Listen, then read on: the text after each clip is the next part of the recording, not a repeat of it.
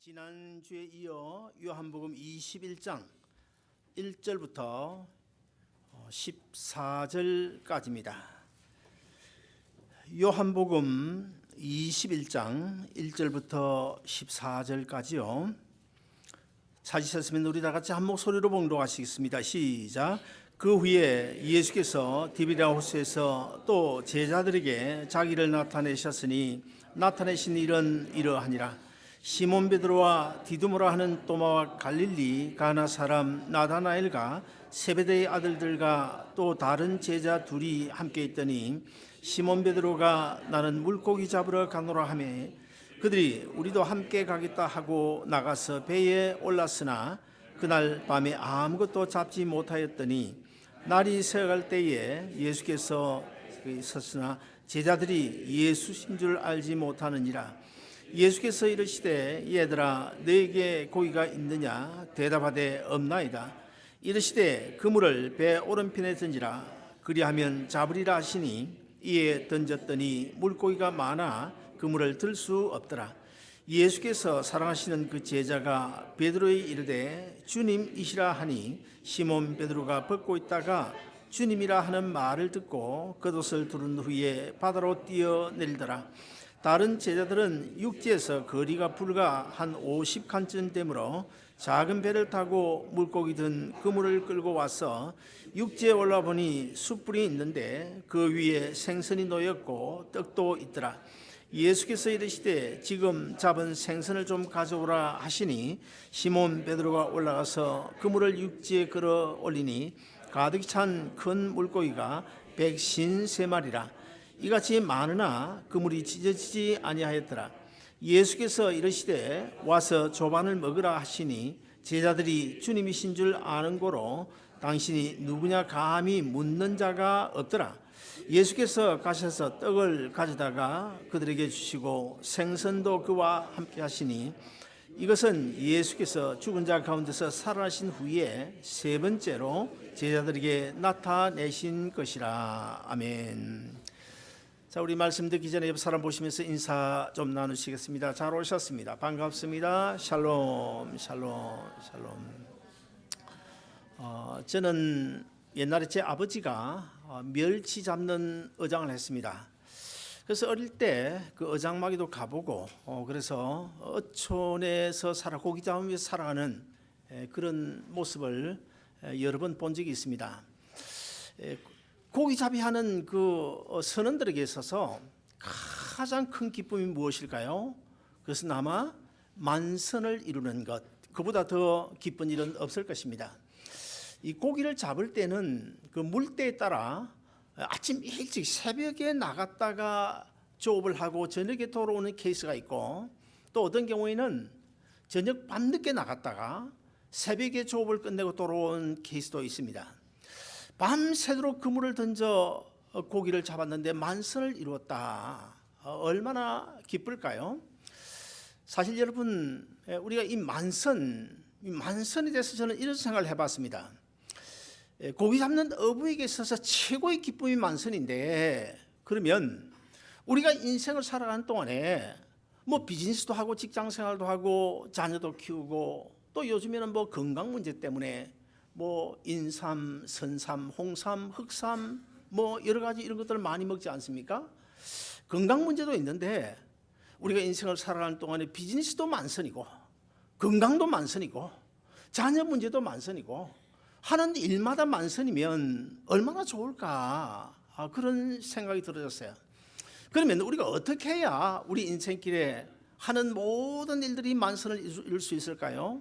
그래서 오늘 설교 제목에서 우리가 정답을 얻을 수가 있는데, 우리가 인생에서 빈배가 아닌 만선을 이루기 위해서는 예수님 안에 있어야 만선의 꿈을 이룰 수 있는 줄로 믿으시기를 바랍니다.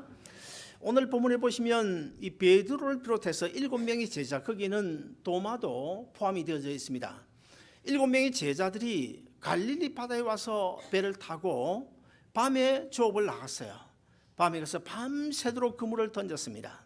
그런데 한 마리도 잡지를 못했어요. 어느덧 아침에 이제 햇볕이 태양이 올려고 하는 그때에 이제 빈배로 허기진 배를 이끌고 얼마나 허탈한 심정이었겠어요. 그래서 이제 이 무트로 물 바닷가로 나오게 되는데 가만히 보니까 언제 오셨는지 예수님, 부활하신 예수님께서 거기 와 계시는 거예요. 제자들 찾아오신 것입니다. 자, 오늘 본문에서 예수님이 제자들 찾아오신 것은 본문 마지막 절에 가서 보면 예수님께서 부활하신 뒤에 세 번째 제자들 찾아오신 것이라고 기록하고 있어요. 우리가 그동안 살펴본 것처럼 예수님이 부활하시고 나서 지금 오늘 본문까지 세 번째 제자들 찾아오셨는데, 첫 번째는 부활하신 그날 밤입니다. 성경에 보면 저녁이라고 되어 있어요. 그날 저녁에 제자들이 이제 두려워서 벌벌 떨면서 어느 한 집 다락방에서 꽁꽁 지금 문을 닫고 숨어 있는데 부활하신 예수님께서 찾아오셔서는 샬롬 하면서 제자들이 인사를 하고 방 가운데 우뚝 서시는 거예요. 그때 예수님께서 제자들에게 내가 부활하신 예수인데 못 박힌 이 못자국 한번 봐라, 옆굴도 한번 봐라, 예수님 친히 보여주셨습니다. 그런데 그 자리에 도마가 없었죠. 그 도마가 없었기 때문에 그때 예수님의 못자국과 옆구리를 본 그 제자들이 도마를 만나가지고 이야기를 했죠. 부활하신 예수님이 찾아오셨더라고. 근데 또 도마는 지난주에 우리가 들은 것처럼 나는 절대로 내 손으로 만져보지 아니하면, 내 눈으로 보지 아니하면 나는 부활하신 예수님 절대 믿을 수가 없다고.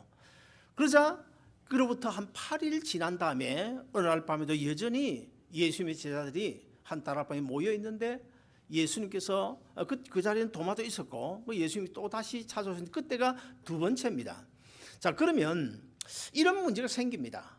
첫 번째 예수님이 찾아오셨을 때나 두 번째 찾아오셨을 때 그때 제자들이 어디 있었습니까? 예루살렘에 있었습니다. 그런데 오늘 본문에서 세 번째 예수님이 찾아오실 때는 예루살렘이 아니고 예루살렘에서 한 3일길이나 되는 저 북쪽의 갈릴리 바닷가로 제자들이 와서 물고기를 잡고 있고 예수님께서 거기에 이런 새벽에 찾아오신 것입니다. 여러분, 여기 이 문제에 대하여 우리가 한 가지 좀 의문을 던질 수가 있는데요. 자, 예수님의 제자들이 예루살렘에 있다가 왜 갈릴리로 왔을까? 여기에 대하여 두 가지 해석이 있습니다. 첫째 하나는 제자들이 그만 낙심에 빠져가지고 그냥 낙심에 빠져서 아유 이제 모르겠다, 다 때려치우고 고향에 가서 고기 잡이나 하면서 살아야 되겠다, 낙심에 빠져서 갈릴리로 왔다, 그런 이제 우리가 어디까지 추측입니다. 그렇게 해석하는 사람들 많이 있어요. 아주 타당하다 봅니다. 그런데 오늘 본문에 보시면 본문을 잘 읽고 묵상을 해보면 상당히 타당성이 있어요. 낙심했다. 베드로가 지금 뭐라고 합니까? 오늘 본문 3절에서 나는 물고기 잡으러 가노라 그랬어요. 물고기 잡으러 가노라. 이 말은 우리 한국식으로 하면 아이고 막 다 때려치우고 이제 물고기나 잡으러 가야 되겠다, 이런 식으로 우리가 들릴 수 있지 않습니까? 그런데 이게 가노라는 단어를 우리 헬라어 언어로 한번 찾아보니까 히파고라는 단어인데, 이 히파고라는 단어가 그냥 간다 이런 뜻이 아니고 아주 부정적인 의미로 쓰여져 있어요. 부정적인 의미, 퇴보했다. 그리고 또 하나 보니까 위로 가는 것이 아니라 낮은 곳으로 간다, 그런 뜻을 가지고 있어요. 우리 신앙의 세계에서는 언제나 교회로 갈 때도 교회 간다 이 말을 뭐라고 합니까? 교회가 높은 언덕이 있든지 아니면 교회가 낮은 곳에 있든 간에 교회 간다 이렇게 할 때는 내려간다 그럽니까? 올라간다 그럽니까? 올라간다 그럽니다. 올라간다고. 자, 그런데 자, 이 간다, 나는 가노라, 간다 이 말이 그냥 뭐 우리 한번 가보자 좋은 의미에서 그런 뜻이 아니고 완전히 그냥 부정적인 의미, 퇴보해버린 이야기, 뒤로 물러나 침륜에 빠진 그런 의미로 쓰여졌다는 것입니다. 자, 그러므로 이 베드로와 이 7명의 제자들이 낙심에 빠져서 그냥 물고기나 잡는 그 물고기 잡는 인생으로 되돌아갔다, 그렇게 해석하는 경우가 있습니다만은, 그러나 다른 한편으로 여기저기 성경을 종합해 보면 결코 낙심해서 제자들이 내려간 것은 아니다. 왜냐하면 예수님께서 부활하시고 나서 며칠 동안 세상에 계셨습니까? 승천하실 때까지 40일 계셨습니다. 그러면 우리가 한번 계산을 해볼 필요가 있어요. 예수님께서 부활하신 뒤에 40일 동안 계시다가 감람산에 승천하셨는데, 그럼 이미 지금 첫 번째, 두 번째 제자들 찾아오실 때까지 어느 정도 기간이 지났습니까? 첫 번째는 부활하신 그날 밤에 오셨으니까 하루 그 보고, 그리고 나서 도마를 만나기 위하여 여들에, 그러니까 8일 지난 날 오셨으니까 최소한 한 8, 9일이 지났잖아요. 그리고 예루살렘에 있던 제자들이 갈릴리까지 왔는데 그 당시 걸어갔어요. 걸어가니까 어느 정도 걸리냐? 약 한 3일 내지 사흘 반 길이에요. 그러므로 벌써 한 12, 3일이 지났지 않습니까? 그러면 40일에서 세상에 40일 계셨는데 10한 3, 4일을 빼면 20한 며칠 되겠죠. 그리고 예수님께서 감람산에서 승천하실 그때로부터 한 하루 이틀 전은 분명히 아니었다 보고, 그렇다고 한다면 최소한 한 20일 어간, 15일부터 20일 어간이 아니었겠나 그렇게 봐요. 그러면은 두 번째 도마를 만나기 위하여 오신 그 예수님을 통해서 분명히, 더군다나 도마는 처음이지만 다른 제자들 같은 경우에는 베드로는 네 번째예요. 그러면 다른 제자들 같은 경우에는 부활하신 예수님 두 번, 세 번이나 만났는데 그로부터 한 열흘 지났다고 해서 금방 낙심에 빠졌겠냐? 결코 그게 아니다. 그럼 뭘까? 성경적으로 마가복음 16장 9절이나 아니면 또 마태복음 28장 10절을 보시면 부활하신 예수님께서 그 막달라 마리아를 비롯해서 그 무덤에 찾아온 여인들에게 이런 이야기를 합니다. 내가 부활했으니까 제자들 찾아가 가지고 제자들 보고 갈릴리에 가서, 내가 먼저 갈릴리에 가 있을 테니까 갈릴리로 와서 나를 만나자고 그렇게 전해다오. 이런 이야기가 계속 나옵니다. 자, 그렇다면 이 제자들이 지금 세 번째 예수님 찾아왔을 때 갈릴리 바다에 와 있는 것은 어떤 낙심에 빠진 것이 아니고 예수님의 그 약속에 의해서 갈릴리에서 만나자고 하신 그 약속에 의해서 왔다. 저는 전자보다는 후자가 맞다고 봅니다. 자, 아무튼 간에 그러면 좋다. 그러면 좋은데 왜 하필 갈릴리일까? 나사렛이 아니고 어디 다른 데가 아니고 여리고가 아니고 갈릴리일까? 이런 생각이 또 들어질 수가 있습니다. 여기에 대해서 또 이런 우리가 예를 들 수가 있죠. 어떤 처녀 총각이 연애를 했어요. 연애를 한참 하다가 드디어 서로 사랑해서 결혼을 하게 됩니다. 결혼해가지고 한참 살다 보니까 서로 뭐 뒤퉁뒤퉁 마음이 맞질 않아요. 그래가 도저히 같이 못 살겠다. 우리 좀 별거 하자. 그래서 별거를 하고 있는데 별거 하다 보니까 뭐 신통한 게 뭐 있습니까? 그래도 뭐 남편이 낫다. 그래도 뭐 본처가 낫다. 그래가지고 서로 다시 재회를 했어요.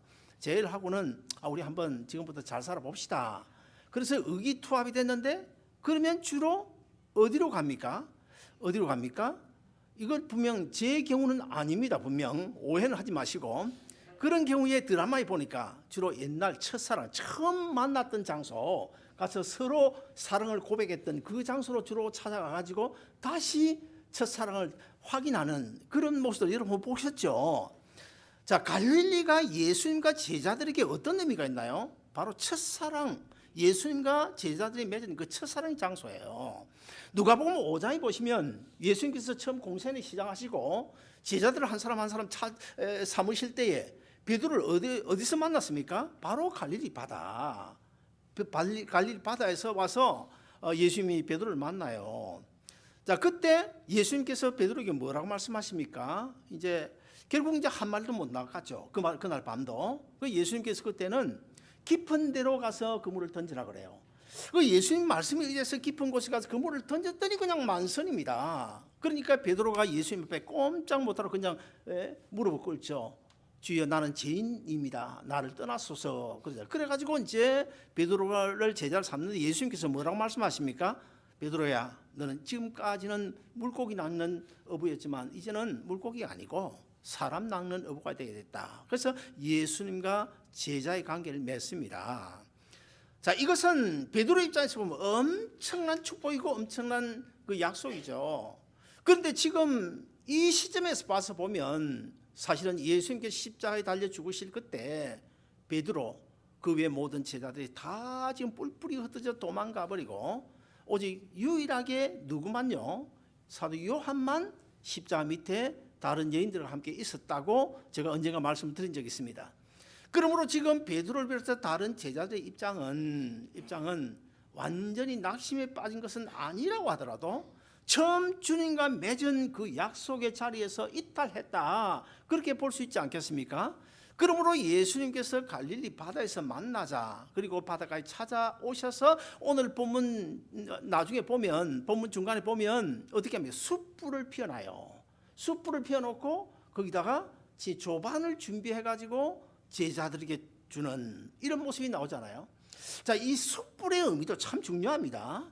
왜 하필 예수님께서 숯불을 피워놓으셨을까? 숯불, 아마 내 생각에는 다른 제자는 몰라도 베드로는 엄청난 충격이었을 것입니다. 왜냐하면 베드로, 예수님께서 체포돼 가지고 어디로 갑니까? 가야바의 궁전에 끌려가잖아요. 거기 가서 뭐 신문을 받을 때 하속들이 뭘 피워놨어요? 숯불을 피워놓고 거기에서 어떤 하인 계집종 하나가 베드로에게 뭐라고 합니까?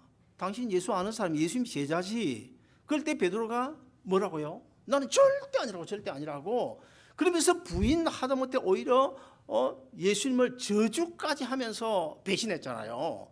그런데 예수님께서 지금 부활하신 예수님께 숯불을 딱 피워놓고는 조반을 준비해놓고 있으니까 아마 베드로는 아마 엄청난 충격이 아니었을까.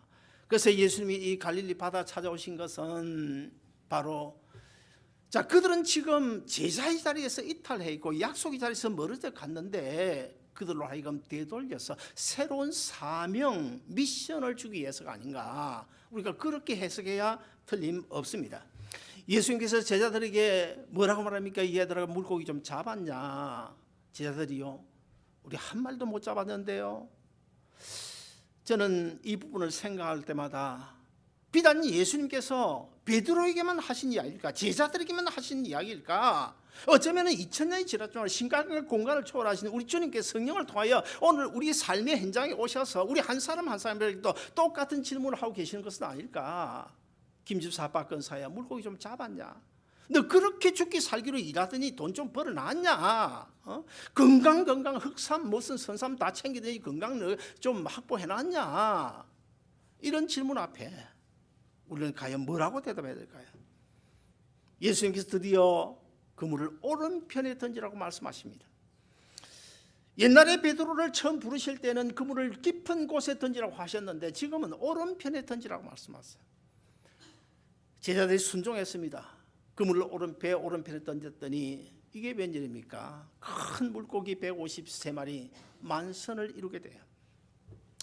사랑하는 여러분, 저는 이 시간에 이 말씀이 저와 여러분, 모든 여러분의 삶 속에 잘 적용이 되어져 가지고 우리가 주님의 명령에 따라 오른편, 이 오른편의 의미가 우리에게 뭘까요?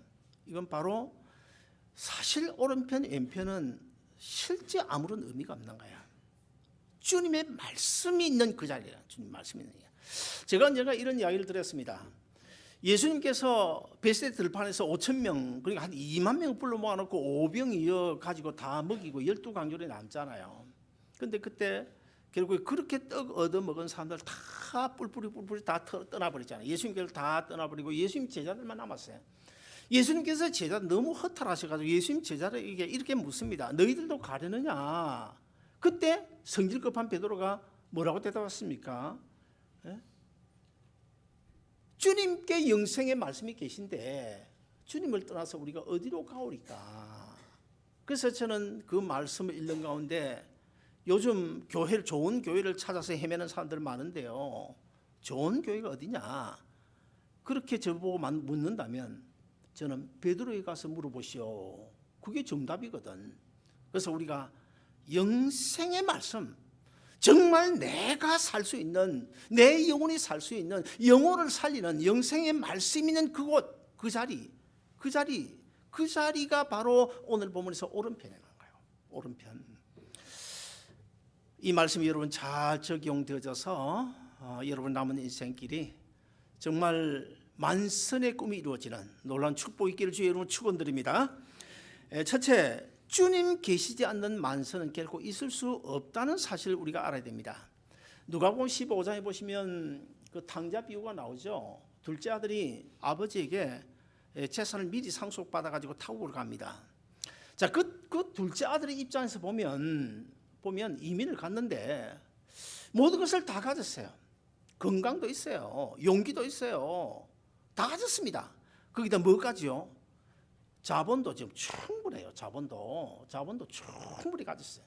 그럼 우리가 세상적인 눈으로, 인간적인 눈으로 보면 이 사람은 성공할 수 있는 모든 요건을 다 갖추었습니다. 그런데 그 사람이 실패했어요. 왜 실패했습니까?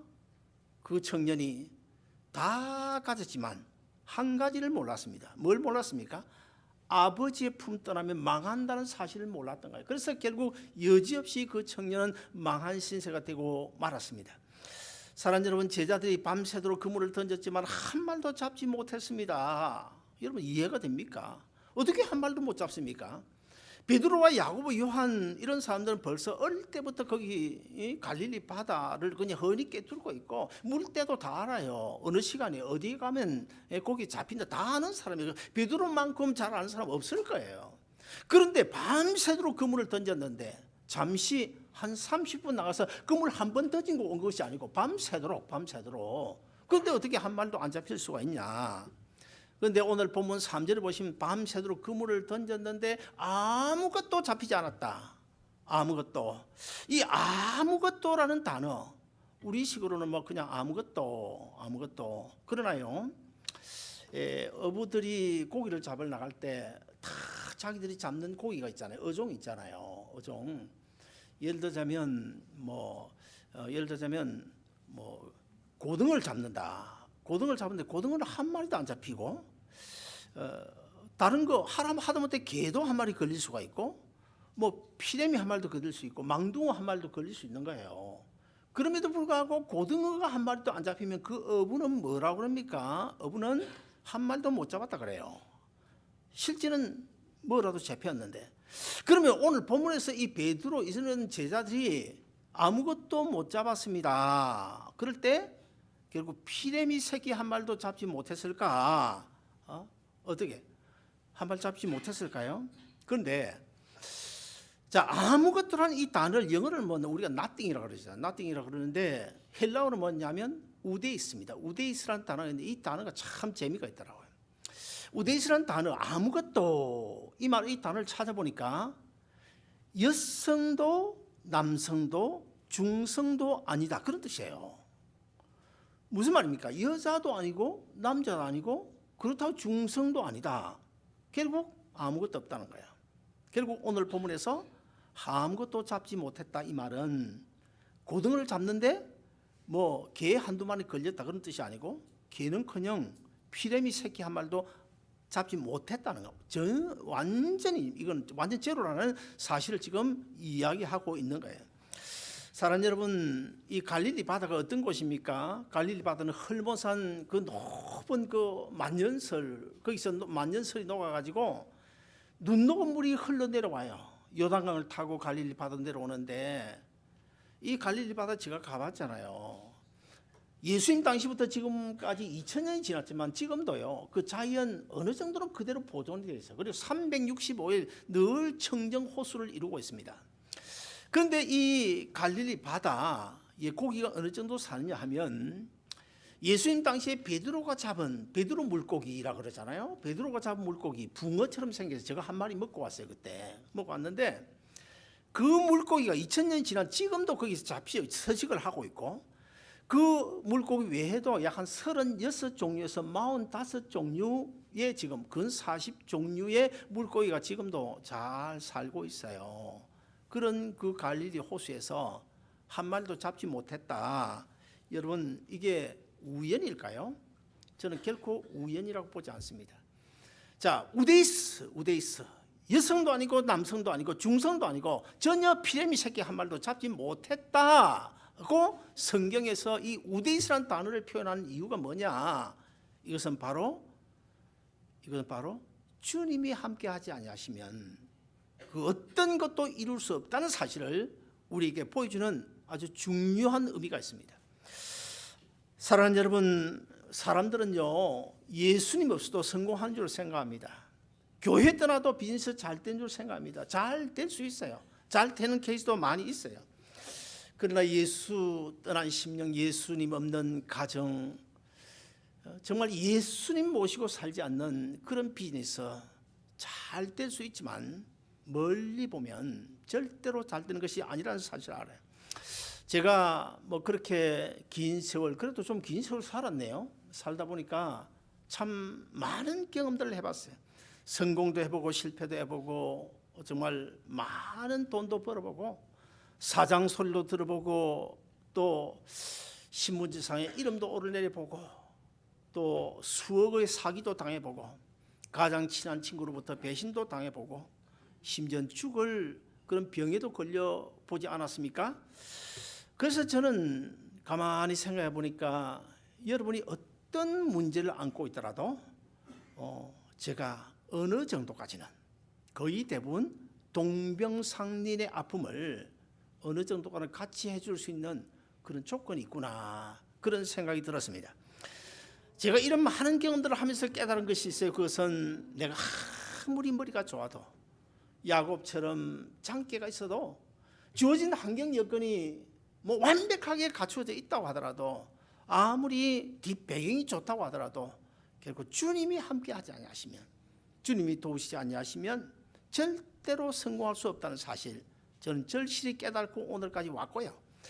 그리고 제가 어릴 때부터 예배당에 뒹굴면서 수많은 사람들 보지 않았습니까? 그 많은 사람들 보면서 예수 없이 우선은 잘 사는 것 같아도 결국 다 안 되더라고요. 결국 다 안 되고, 옛날 우리 시골에 백부자라고 있어요. 그 백부자 이제는 우리 집이 제일 부자였어요. 우리 할아버지 때는 그 뭐 거의 뭐 그 논밭 다 우리 거였는데, 아버지가 멸치 어장한다고 뭐 10마지 팔아먹고 20마지 팔아먹고 완전히 쫄딱 거지가 되지 않았어요? 근데 그걸 누가 다 샀냐? 그 백부자가 샀거든. 그 백부자 큰아들이 하고 친구인데 여튼 뭐 떵떵거리는 부자였어요. 결국에 나중에 소식을 들으니까 그 아들 셋인데 아들들이 싸움이 벌어져가 가정이 그냥 풍지박산 돼버렸다. 풍지박산. 예수 모르고 그렇게 전도했는데 전도 안 받고.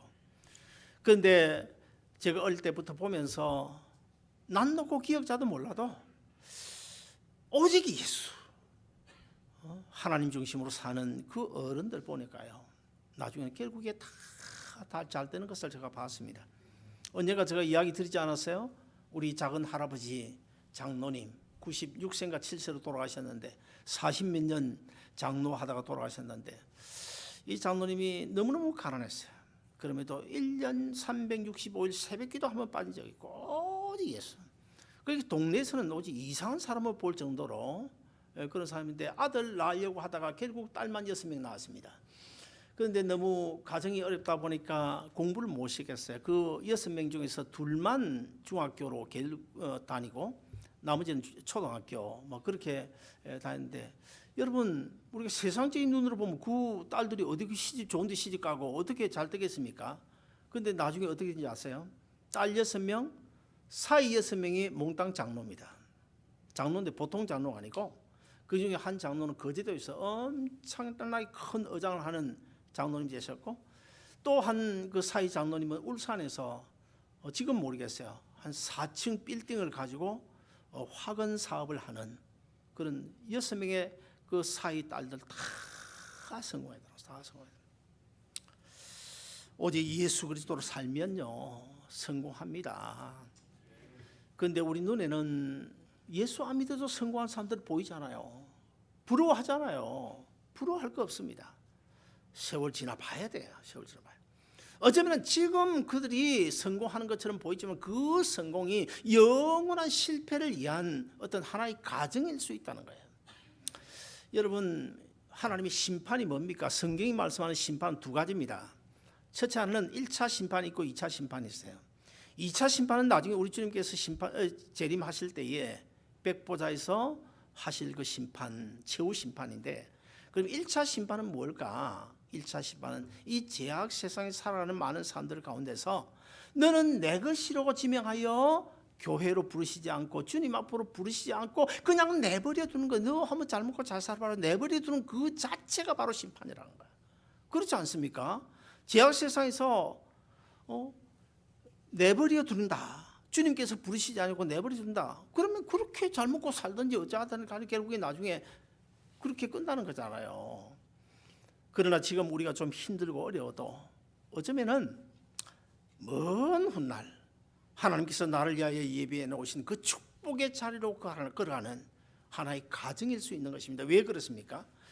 창세기 39장에 보면 요셉의 이야기가 나오죠. 요셉이 종살이합니다. 감옥살이합니다. 누가 봐도 그 망한 인생이에요. 어떻게 그 사람을 가리켜서 성공한 인생이라고 말할 수 있겠습니까? 그러나 그 창세기에서 형통이라는 말이 39장에 많이 나오고 역대하 16장, 역대하 26장에도 나오고 뭐 성경에 많이 나오는데 이 성경에 나오는 형통, 구약성의 히브리어를 보면 그 뜻이 뭔지 알아요? 지금 눈앞에 잘 되는 것이 형통이 아니고 성경에서 말하는 형통이라는 단어는 뭐냐?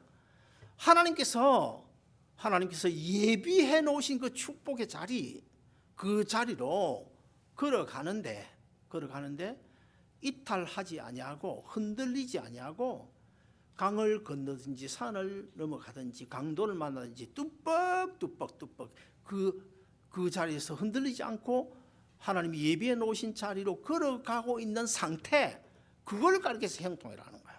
그러므로 요셉이 종살이를 하지만 감옥살이를 하지만 그럼에도 불구하고 요셉은 하나님과의 관계 속에서 절대 흔들림이 없어요.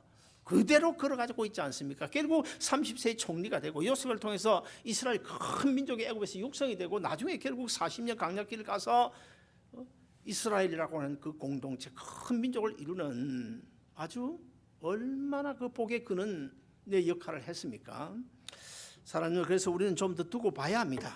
좀 더 두고 봐야 합니다. 끝까지 주님 안에서 믿음으로 승리하는 여러분 되시길 주의 이름으로 축원드립니다. 마지막 두 번째, 말씀을 믿고 순종해야 만선의 기쁨을 누릴 수가 있습니다.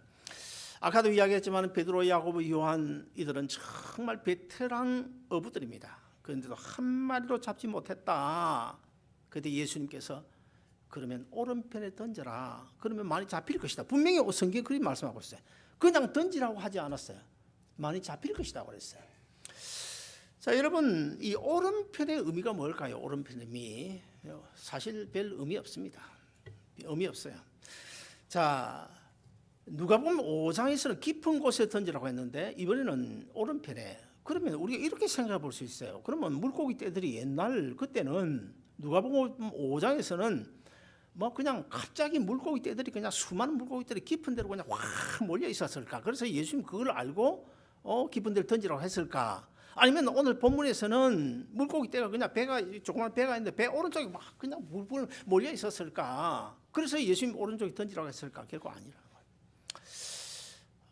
그 유태인 역사학자 요세푸스죠. 그 사람의 증언에 의하면 예수님 당시에 그 베드로가 탔던 그 배, 고기잡이 배가요, 넓이가 어느 정도 되는가 하면 4피트. 4피트면 432, 1m 20 정도 되죠? 1m 20, 1m 20 돼요. 배가 조그마한 배예요. 여러분, 자, 오른쪽, 왼쪽, 오른쪽 의미 있겠습니까? 의미가 있을까요? 만약에 그 낚시를 한다. 그럼 낚시줄에다가 뭐 주먹만한 납덩어리를 하나 달아가지고 던져 놓으면 아마 오른쪽 고자리에 쏙 내려갈 거예요. 그러나 이 가벼운 주춧돌을 달아놓으면 이게 뭐 흔들려서 제자리에 딱 안 내려갈 거 아닙니까? 그것처럼 지금 낚시줄이 아닙니다. 뭐를 던지라고요? 그물을 던져라. 그물. 이 그물이라고 하는 것은 이 쭉 길기 때문에 물살의 영향을, 물결의 영향을 받아요. 그래서 아무리 오른쪽에 그물을 딱 던졌다 하더라도 이 그물이 배 밑으로 해서 왼쪽으로 밀려갈 수도 있고 더 저쪽으로 갈 수도 있는 거예요. 그렇다고 보면 1m 20밖에 되지 않는 오른쪽과 왼쪽에는 아무 의미가 없다는 거예요. 깊은 곳과 낮은 곳도 전혀 의미가 없다는 것입니다. 자, 오른편에 던지라. 이건 무슨 말일까요? 이것은 한마디로 이야기하면 인간의 경험과 이치와 상식, 그거 버리라는 거예요. 그거 버려라. 그거 의미 없다, 버려라. 내가 함께하면 그거 의미 없다. 순종하라는 거예요. 내 말대로 순종해라. 왜 순종하는 것입니까? 예수님의 말씀이 뭡니까? 예수님 말씀은 우리가 뭐 예수님 말씀에 능력이 있다 그러지만 능력의 차원을 넘어서 창세기 1장에 가보시면 하나님께서 세상 만물을 창조하시잖아요. 6일 동안 창조하시는데 성부 하나님 혼자서 창조하신 것이 아니고 협동 사역입니다. 성부 하나님, 성자 예수님, 성령 하나님 세 분의 협동 사역이에요. 그러므로 예수님은 물론 신약시대 예수님은 인간의 몸을 입고 있지만 실제 따지고 보면 세상을 창조하신, 무에서 유를 창조하신 전능하신 하나님이라는 거예요. 하나님. 그 전능하신 하나님의 입에서 말씀이 나오니까 온 우주 만물이 만들어졌다고 볼 때, 그러면 그물을 오른편에 던지라. 이것은 우리가 어떤 자세로 이 말씀을 받아야 되는가 하면 예수님의 말씀을, 창조주 하나님의 말씀을 우리가 받아야 된다는 거예요. 그리고 또 예수님 말씀은 거기에 권능이 있고 능력이 있고 거기에 기적이 일어나잖아요. 어제 제가 연락이 받았습니다마는 피러 장로는 이번에 그 이라크에 갔는데 거기에 또 다른 무슨 팀이 왔는데 이번에 갔다 오면 보고를 하겠지만은 아주 치유의 그 기적이 일어났대요. 치유 기적이 일어났다고 그러는데 자세한 건 내가 모르겠고, 여러분, 자, 기적이 오지에 가면 선교지가 많이 일어납니다. 미얀마라든지 중국이라든지 이런 데가 많이 일어납니다. 왜 거기에 기적이 일어나는데 우리 미국에서 왜 기적이 안 일어나는 것입니까? 우리는 기댈 언덕이 너무 많아요. 인간적인 언덕이 너무 많아요. 의사도 있고 병원도 있고 아버지도 있고 너무 부자 다 돈도 있고 다 있잖아요. 약도 있고. 아프리카나 오직 같은 데는 기댈 언덕이 없어요. 오직 하나님밖에 기댈 언덕이 없어요. 그러다 보니까 100% 순도의 믿음을 가지고 주님을 의지하기 때문에 거기에 기적이 일어나는 거예요. 사랑하는 여러분, 우리는 이 기댈 언덕이 있다. 인간적인 언덕, 그거 너무 좋은 거 아닙니다. 그거 없어야 오히려 하나님의 능력으로 살 수 있고, 그거 없어야 그냥 하나님의 방법으로 우리가 살아갈 수 있는 거예요. 사랑하는 여러분, 우리가 이 세상을 살면서 순종하면, 정말 믿고 순종하면 우리 삶 속에도 기적이 일어납니다. 일어나요. 그런데 우리는 어떻게 합니까? 벌써 계산을 하잖아요. 계산기를 두드리잖아요. 이것은 불가능하고 이것은 아마 기도하면 가능하겠지. 이런 식으로 계산을 하잖아요. 따지고. 그리고 심지어는 목사가 설교를 하면, 우리 교회는 없습니다만 목사가 설교하면 그런 사람이 있대요. 목사가 설교를 하면 자기는 완전히 자기 가슴은 바위가 돼가지고, 바위 덩어리가 돼가지고 바위 덩어리에다가 공을 던지면 어떻게 해요? 공이 톡톡 튀어나가겠죠. 그와 똑같이 말씀을 받아들이지 않고 교통정리를 한대요. 목사가 설교를 하면, 이 말씀은 저 김집사 보고 하는 이야기구나. 이 말씀은 저 무슨 집 권사님 보고 하는 이야기구나. 교통정리하고 앉았다가 설교 듣고 가는 사람들이 있대. 아마 실제 그럴 거예요. 그래가지고는 평생 은혜 받지 못합니다. 그냥 믿으면 돼요. 믿는데 손해 갑니까? 순종하는데 손해 갑니까? 순종하는데 손해 좀 가겠죠. 시간도 좀 손해 나고 물질도 좀 손해 나겠죠. 그러나 우리가 믿고 순종하면 오늘 본문에처럼 기적이 일어나는 줄로 믿고, 여러분 남은 인생길 살아가면서 오늘 말씀에 의지하여 늘 주님께서 얘들아 고기 좀 잡았냐 물으신 그 질문 앞에 우리 겸손히 주님 없으면 제가 뭘 하겠습니까? 주님이 도와주셔야 되죠.